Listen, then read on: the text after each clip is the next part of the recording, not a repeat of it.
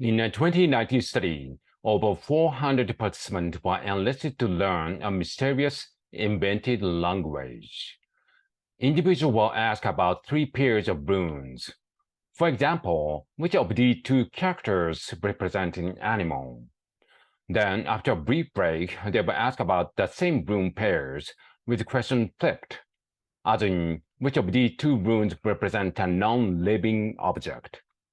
But this game had a secret. The subject answer in round 1 determined the rune's meaning in round 2. In the first round, participants either had all the answers marked as correct, no matter what, or they were forced to fail every question. This meant at the break, every participant had the same amount of information, and in round 2, they were playing for real. But despite this even playing field, the successful participants from round 1 rose to the top of the ranks, while those cast as failures kept, well, failing. People often describe failures as a teachable moment and necessarily stumble on their way to improvement. But learning from our mistakes isn't always easy, especially when those failures are demoralizing, overwhelming, or just downright confusing. So, what exactly prevents us from turning our mistakes into mastery? Perhaps the most obvious hurdle to learning from failures is how painful it can be.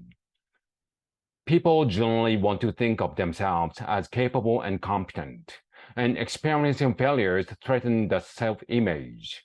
In a survey following a replication of rune study, participants in the failure group indicated much lower levels of self-confidence and after participating. It's tempting to dismiss this pain as a temporary setback, but some studies have found that when people feel demoralized and incompetent, their brain often stops processing new information. This suggests if a threat to your self-esteem is large enough, it can undermine your ability to learn. However, your tolerance for failure also depends on your relationship with the task at hand. In a study from 2011, researchers surveyed a group of American students enrolled in introductory and advanced French courses. These students completed the questionnaire asking what kind of teachers they prefer, one who emphasized their strengths and successes, or one who highlighted their mistakes and corrected their weaknesses.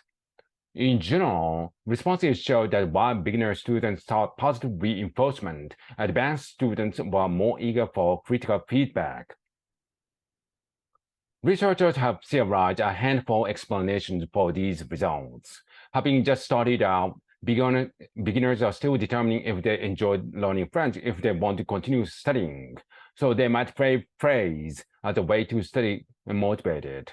On the other hand, the advanced students are already invested, so they may want to improve their skills as efficiently as possible. The process for gaining expertise also comes with its fair share of failure, so the advanced student may have built a higher tolerance for making mistakes. But whether you're an expert or novice, it's usually much more straightforward to learn from your successes than your failures. For example, imagine getting your grade back on your exam. If you ace it, you could reasonably assume you made a good choices around when, what, and how much you study, and you can replicate those decisions for the next test. But if you failed, it could be for any numbers of reasons. Maybe you didn't study enough, maybe you studied the wrong information, or maybe you did everything right and the test covered things you shouldn't have been expected to know. In cases like this, it's unclear exactly what went wrong, making it difficult to learn how to improve. Wanting to learn from our failures is completely natural, and there's a lot to gain by being resilient and cultivating a growth mindset. But fixating on your failures can make it easy to forget all your successes. And waiting on what you're doing right can be more effective than focusing on what you did wrong.